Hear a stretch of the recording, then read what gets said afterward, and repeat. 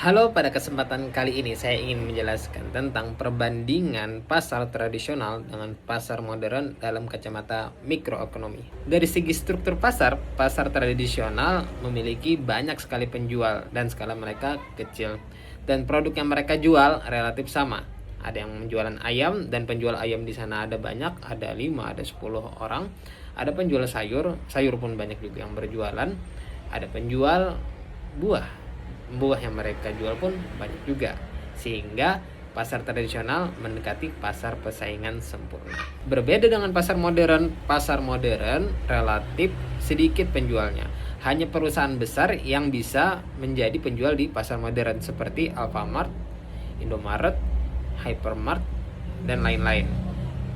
Hanya segelintir orang atau perusahaan saja yang bisa masuk ke pasar modern karena hambatan yang besar yaitu harus punya sistem distribusi yang besar dan juga modal yang besar. Dan persaingan di pasar modern ini mendekati persaingan monopolistik. Yang kedua, dari segi penentuan harga. Pasar tradisional bisa terjadi tawar-menawar antar pedagang dengan pembeli dan harganya cenderung fluktuatif dari hari ke hari. Misalkan harga cabai per kilo hari ini 80.000, bisa jadi besok 70.000 atau lebih mahal misalkan 90.000.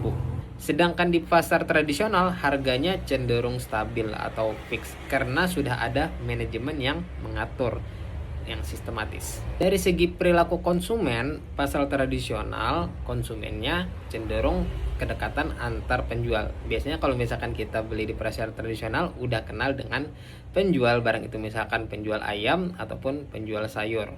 Kalau misalkan di pasar modern, konsumen cenderung memilih tempat yang nyaman dan juga promo dari pasar modern tersebut sehingga mereka tertarik untuk membeli.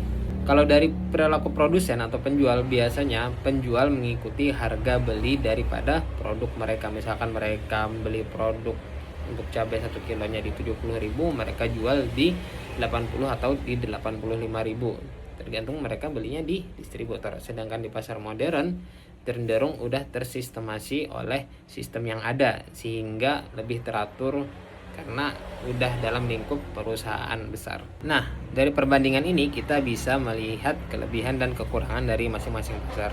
Kalau misalkan pasar tradisional, kita bisa lebih fleksibel di harga, kita bisa menawar ke penjual, kita punya kedekatan emosional, dan kita bisa memilih penjual sendiri. Misalkan ada penjual kualitas cabai yang biasa aja, ada kualitas cabai yang lebih bagus, maka kita lebih memilih untuk membeli di penjual yang menjual kualitas cabai lebih bagus.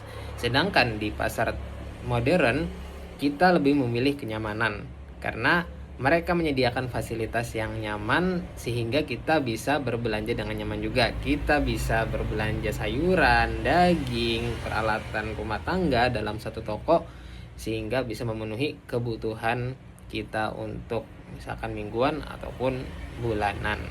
Oke, mungkin dari saya sekian. Terima kasih.